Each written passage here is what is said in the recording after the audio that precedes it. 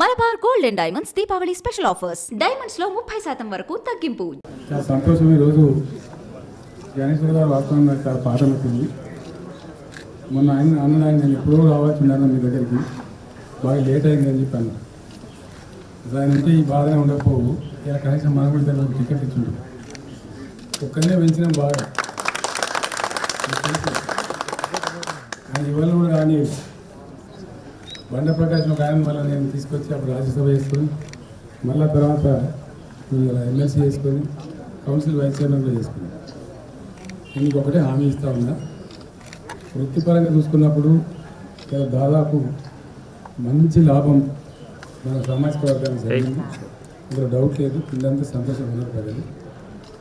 రాజకీయాలకు వచ్చినప్పుడు ఏంటంటే అవకాశాలు సీట్లు కూడా ఇవ్వడానికి మనం మానవ కొంత తమాషా దాన్ని అర్థం చేసుకోవాలి విషయం ఏంటంటే ఉండేటి 119 సీట్లు, లెక్కలు 119, కానీ 7 సీట్లు మనకు రావు. మీకు తెలుసు 112 లెక్క. ఈచ్ సీట్ ఒక్కొక్క సీట్ కౌంట్ అవుతుంది రాజకీయంగా.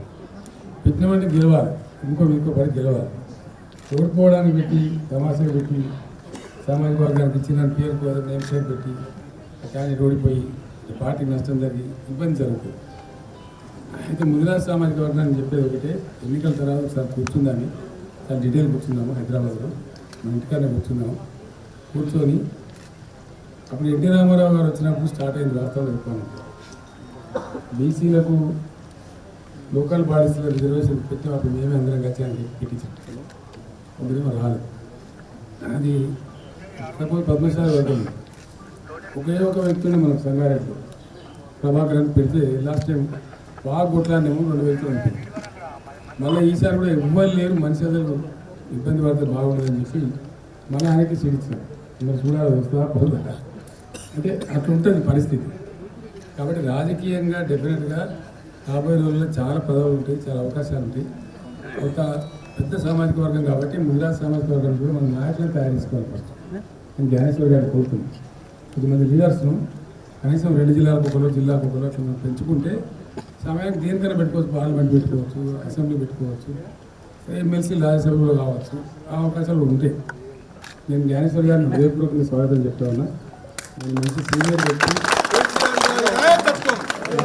సందర్భంగా పార్టీ పెట్టుకుని పోరాటం కూడా చేసిండు. డెఫినెట్గా ఆయనకు రీచ్ కూడా ఉంది. నన్ను అతను ఒకటే మాట అన్నాడు, అన్న నేను ఒక్క మనిషిని అవడం కాదు, నా పరిచయస్తులు, నా దగ్గర వాళ్ళు అభిమానులు చాలామంది ఉన్నారు. అందరితో వస్తే నేను కూడా పార్టీ కింద లాభం చేయగలుగుతా. నేను నాకు ఒకరిని పదవిస్తే కాదు, మా జాతి కూడా నేను చేయాల్సిన అక్కడ ఉంటుంది. నేను రేపు నిలబడి చేయించుకుంటా మీకు అని చెప్పి ఆ మాట నాకు సంతోషం.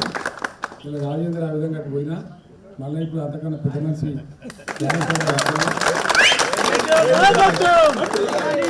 ఆ విధంగా తన స్థానం ఎట్లా పెరుగుతుంది అందులో డౌటే లేదు. మిగతా వాళ్ళకు కూడా మనం ఏం చేద్దాం, జిల్లాల వారిగా కూర్చొని ఆలోచన చేసి డెఫినెట్గా రకరకాల పోయి రేపు 33 జిల్లా పరిషత్ చైర్మన్లు, మున్సిపల్ చైర్మన్లు, కార్పొరేషన్ చాలా ఉంటాయి. హైదరాబాద్ మేయర్ ఉంటుంది, కార్పొరేషన్ చైర్మన్లు, చాలా అవకాశాలు ఉంటాయి. అవకాశాలు లేవని అనుకోవద్దు. మనం ఎక్కడెక్కడ చేయగలుగుతామో ఆలోచన చేసి కార్యశీలంగా ఒక పద్ధతిగా ముందే నాయకులను తయారు చేసుకొని ఆ పని చేద్దామని కోరుకుంటూ మరొకసారి మీ అందరికీ, ఎందుకంటే బైసా పోవాలకు నేను చాలా దూరము, వాళ్ళంతా ఆల్రెడీ జమ అయిన ఫోన్ చేస్తూ ఉన్నారు. యాగం నుండిట్లా లేట్ అయింది. నేను మళ్ళీ జ్ఞానేశ్వర్ గారితో ఒకసారి మాట్లాడి కూర్చొని ఎన్నికల తర్వాత ప్రత్యేకించి నా దగ్గర నేనే భోజనం ఏర్పాటు చేస్తాను. 100 మందిని పిలుచుకుందాం ముఖ్యులను, అందరం కలిసి 4 గంటలు 5 గంటలు కూర్చొని లిస్టు పెట్టుకొని పద్ధతి ప్రకారం ఏ విధంగా అనుకోవాలని ఆలోచించుకుందామని తెలియజేస్తూ జ్ఞానేశ్వర్ గారికి మీ అందరికీ కూడా హృదయపూర్వకమైన స్వాగతం తెలియజేస్తూ నేను సెలవు తీసుకున్నాను. జై తెలంగాణ.